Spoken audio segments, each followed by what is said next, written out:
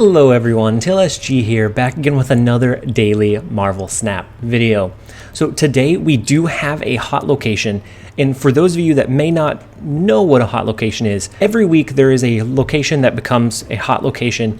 It appears in 60% more games. So 6 out of 10 games, you're gonna see this location on the board. It can really shake up the meta for that day and become really fun, and it creates an entirely different meta for that day. But after the next daily reset, it is gone. So today's hot location is Dark Dimension. The Dark Dimension location, cards here are not revealed until the game ends. So initially, my thinking is this is going to be great for Hela. This is going to be great. I mean, you can try to do like a kingpin here, but in a true TLSG fashion, everybody is going to be thinking the same thing. Hela, it's basically a free invisible woman. You can play your cards there. You don't have to worry about them getting countered. But that is not the direction that we're going to go. We're going to go in a direction that can try to counter the spectrum buffs, the Wong on reveal ability triggers that may be hidden behind here, the Hela, the discard triggers. We're going to try to run a build that can counter all of that. And to do that, there's going to be a few specifications to make it work. The deck list that we are going to be running is a Cosmo deck list. So it is a flood power out onto the board early to be able to finish off the game with a Cosmo to lock down that Dark Dimension. So the idea behind this deck list, there were actually 2 or 3 iterations of different variations that included Cosmo, but we kept getting low rolled. Cosmo was always at the bottom of our deck, and so we added in some similar cards to push Adam Warlock up over that point requirement so that we could draw into those additional cards, giving ourselves a better chance to draw into both Cosmo and Mystique. And so Mystique is going to be pretty clutch in a few of these games because she has several good targets. She can copy an Iron Man if you get like the ultimate high roll and you need that power push. She can copy Devil Dino, and then more specifically, she can copy Cosmo. That is going to allow us to drop 2 Cosmos onto the board if we need to. So if there is a Dark Dimension and an Invisible Woman, we can block both to make sure that the opponent is not able to resummon their Hela. So right now there are Hela decks all over the place because that is the deck that gets the most upside from this location, and it's very hard to counter at that point. The only potential counter play is a Cosmo. And so this deck list could be refined. You could run something else that's able to push some decent power. The only requirements to be able to counter the Hela decks, at least while we're seeing all of them so far, is to have enough power that you can win either the Dark Dimension lane once you drop Cosmo there and another one, or push enough power into the other 2, and then all you have to do is drop Cosmo into that Dark Dimension to stop those on reveals from triggering. Now, as people start shifting away from Hela again, this may change, but I think Cosmo is going to be a key card today. If you are consistently seeing Hela style decks, Cosmo is not going to do you wrong. He is going to help make sure that they don't resummon any of those big cards that they were planning on resummoning. And so running through the deck list really quickly, we have Sunspot. He is going to be a early game drop, potentially into a Storm lane. That way he can absorb extra energy if needed to maintain his upside. We have Nightcrawler. Nightcrawler is going to be great to drop in an Angela lane or to just drop early into one of the unknown locations, knowing that we can move him around the board once as needed. And then we have Adam Warlock. We have a lot of early game cards, and Adam Warlock is going to allow us to buff up our Devil Dino further, give us a better chance of drawing into our Cosmo, into our Mystique, into those key pieces that we need to lock down a lane and win a location. And then we have Angela. She is a great early game card, a great aggro style card. We're going to be able to drop her into a lane and then drop cards behind her to try to overcome the opponent's power level. We have Mystique. She is going to be amazing in this deck list. She has several great targets, as I covered earlier, but the primary one being something like a Devil Dino or an Iron Man, or if you need to, she can even copy the Cosmo ability to lock down on reveals from 2 locations. We have Bishop. Usually by the time we get to turn 3, he's not going to get a lot more upside, but he is in this deck list because he can grow over time. So if we don't have a Sunspot and we do lock down a location with Storm and we don't have like a Juggernaut or a Groot or something to guarantee that we have that upside, Bishop is going to be a card that we're going to be able to play and then buff him up over time. Then we have Storm. Storm is going to help us lock down one of those locations. This deck has an okay reach, But if it needs to invest 6 power in a Cosmo and a Mystique on turn 6, that makes it really hard to win additional locations, especially if you aren't up against a Hela deck. Storm is going to help us lock down a lane, and we have a lot of early game cards to push a lot of early power to help ensure that we do lock down the Storm lane, and then we just have to shift our focus and try to win one of the other ones. We have Cosmo, the goodest of boys in this deck list. He is here to save the day. He is going to block on reveal abilities from triggering at that location. Enchantress, Wong Spectrum, Hela more commonly. He's going to stop those on reveals from triggering, and you can swing a game in your favor and make it an 8-cube game.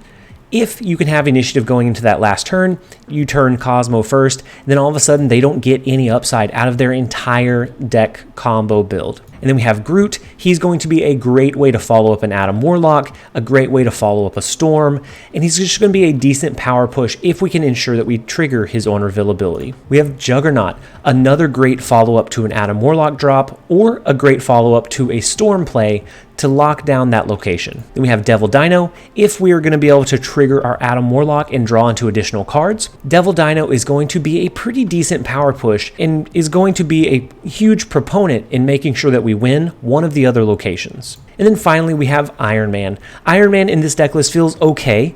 He can help propel your power level if you need him to, but a lot of times towards the end of the game, you're going to want to focus more on pushing power into one of the other lanes. A lot of times you don't have much power in a lane by turn 5, and you're starting to work on that second location. And so Iron Man usually feels like he's in a tough spot, but there are scenarios where he can come in and push a lane over the top so that you can win it. And that is the rundown of the deck list. We are going to go ahead and jump into a few games.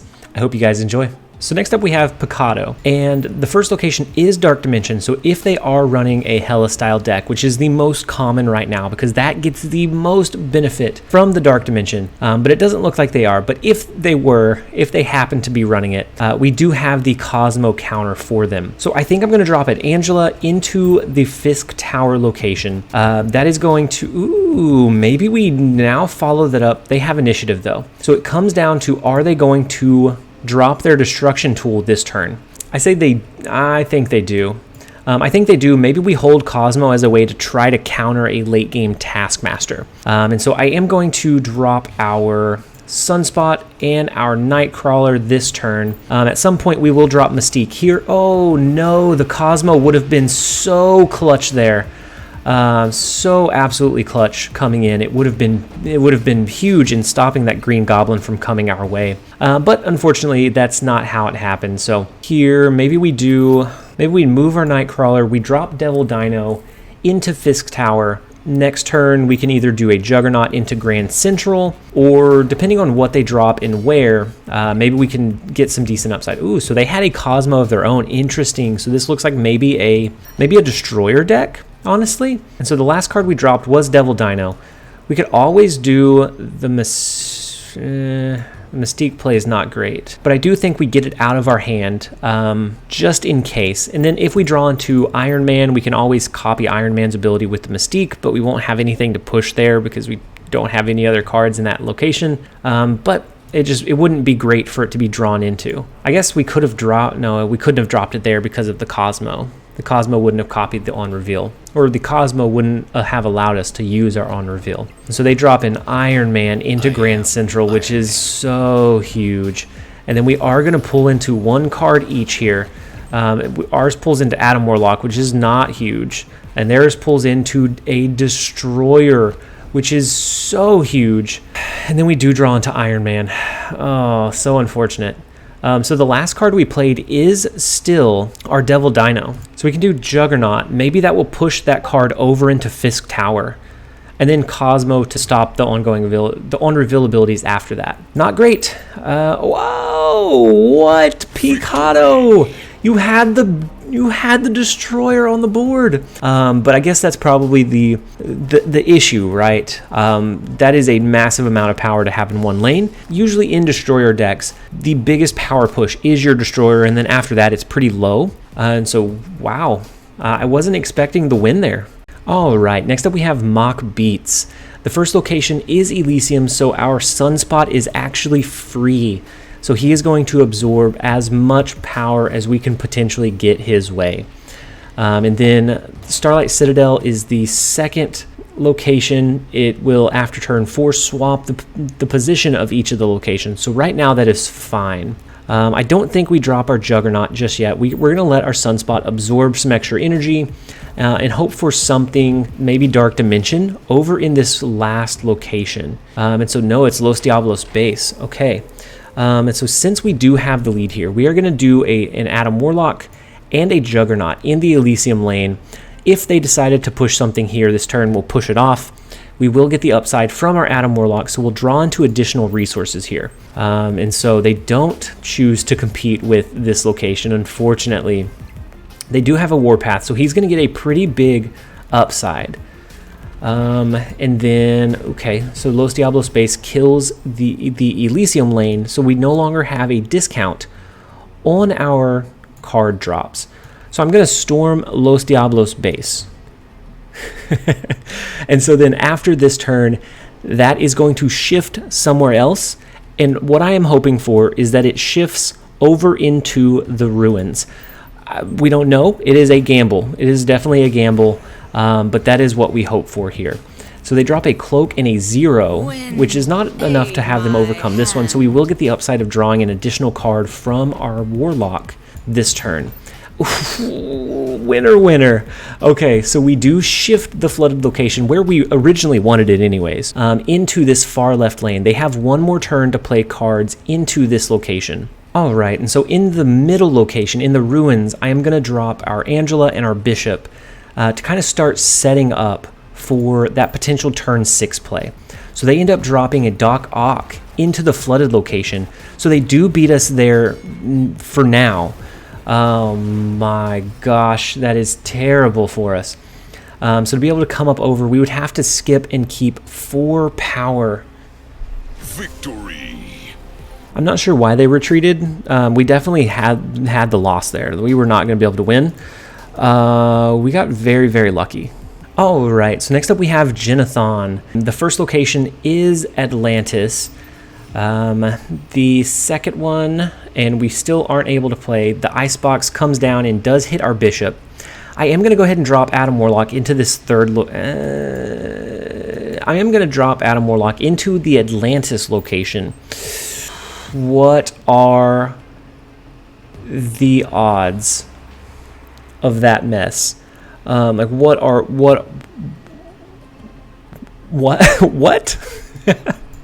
So I'm going to go ahead and drop Groot. And then if they drop a card there as well, oh, that feels bad. Because then if they, oh my gosh.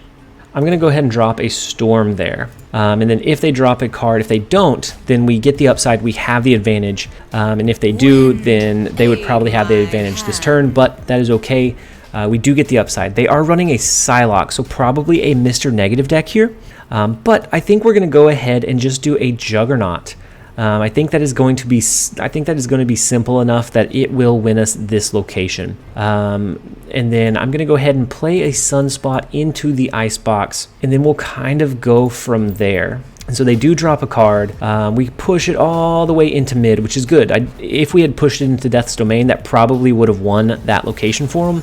But it looks like they probably also have magic in this list, and so we need to keep that in mind when we're dropping our resources as well. I think I do drop the Bishop here and a Nightcrawler.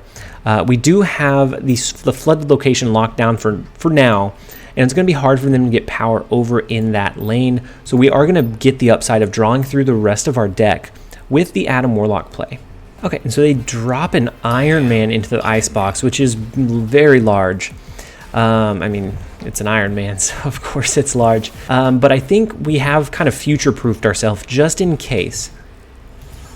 Okay, and so if they extended the game with magic over here, then we did have Nightcrawler to give us additional room in this one to get the power push that we needed. If they didn't have magic, we were going to move Nightcrawler over. We would have won the flooded location and Death's Domain as a result. And then they could have won Icebox by a huge amount. Alright, so next up we have Mock Beats, and Grand Central is our first location, which is not too great. We are going to play our Nightcrawler into that location next turn. Maybe we play our Adam Warlock there as well.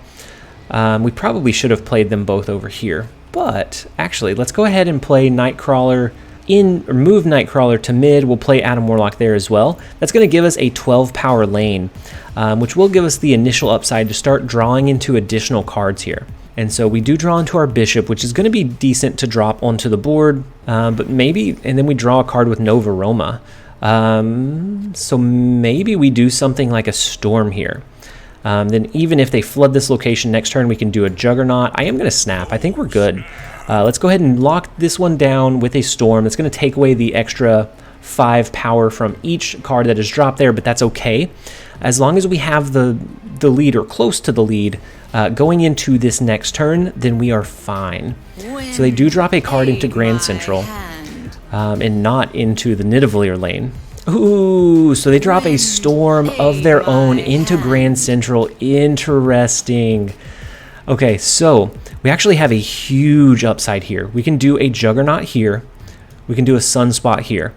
If we have this one locked down, all we have to do is pass our way to victory here. So if we hadn't snapped already, we would snap now. Let's go ahead and Juggernaut theirs. Hopefully it goes over into Nova Roma. Beautiful. Absolutely beautiful. And so unless they have some way to push power wide, we win. Oh my gosh. Okay, so I am going to go ahead and I think skip this turn. No, I'm going to play Groot, just in case we do need a power push into Nova Roma for some reason. I'm going to... Ooh, so they... Actually, no. Yay. Okay, so we are going to drop... No, they have initiative. Ooh, boy. So this could be bad. We're going to drop our Cosmo. I think they probably push 5 power here and 5 power here. We're going to drop Cosmo just in case they don't this turn. That's going to stop them from going wide after this. All right, let's go ahead and drop the Cosmo. Let's see what they dropped. It is the Dr. Doom, which is really unfortunate for us. We do skip this turn, so if they had an Odin, they're not going to be able to re-trigger Dr. Doom, which was probably their plan, right? So now we can skip. We get 6 power, we come up over their power level in the flooded location, and now we can laugh all the way to the bank, right? Because I think their play was probably an Odin. Maybe a Captain Marvel would win it for them, but most likely with an Honorville style deck, something that is locking down locations with Storm, that runs an Honorville Psylocke. In my head, that is a wide deck. They are pushing power into those other lanes, and so Odin would have been the most common follow-up play there. So the Cosmo finally did come in clutch. Not in the Dark Dimension lane like we thought he would, but he did come in clutch for us. All right, next up we have Cerberus. And Monster Metropolis is the first location, which isn't great for us. I think we're going to play our Nightcrawler into the far right unknown location because we do have the ability to move him if we need to. And so it looks like they have a Blade, which they discard, looks like what, their Ghost Rider. So as long as we can draw into our Cosmo, we should be in a decent spot here. No matter what this last... Ooh, so they have an Invisible Woman. So even if this last location is not the Dark Dimension, but it is. Okay, so that makes it tough for us because they can drop either in the Avengers compound or into the Dark Dimension lane. And I think... Oh, I don't know. It's just speculation after that. It's speculation from that point. I have no idea. I'm going to just play our Sunspot and then skip this turn. That way he absorbs some energy. We can try to make him the highest power card in the lane to get that bonus. We do draw into our Cosmo, but it just comes down to where they drop their Hela, honestly, which has me hella stressed out. Oh my gosh. So let's go ahead and drop our Devil Dino in the Avengers compound. Let's see where they start stacking their cards. So they start stacking their cards in the Dark Dimension, but whenever you have both active on the board, they will trigger in the order that they were played. So this one will flip, and then whatever they play here this turn will flip, and then wherever they play that last card, if it's in one of these lanes, that will be the last card that flips for them. So I think we do the Juggernaut here, and then we skip with the rest of our power, let Sunspot absorb it. And depending on where it goes, Oi, oi, oi, oi. If it goes over here, we may not have initiative going. Actually, no, we should have initiative going to the last turn regardless. I don't think we're going to play Adam Warlock because we already do have the resource that we need in Cosmo. So let's go ahead. They don't play anything this turn. So concerning. Oh my gosh. Cerberus. My guy Cerberus. Where are you going to play your Hela?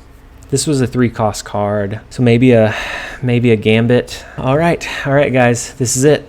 It comes down to where they drop their Hela. I am gonna play our Bishop as well. Ooh, wait. We can do Cosmo here. We can copy it with our Mystique. It took us too long to find that answer, but we are going to essentially have 2 Cosmos. It doesn't matter.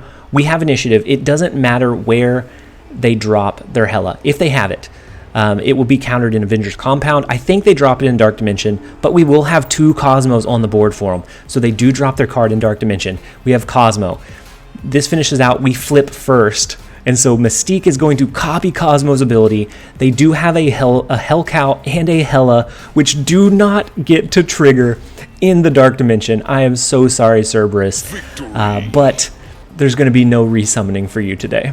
All right, so next up we have Good Boy. The first location is, interestingly enough, Gamma Lab.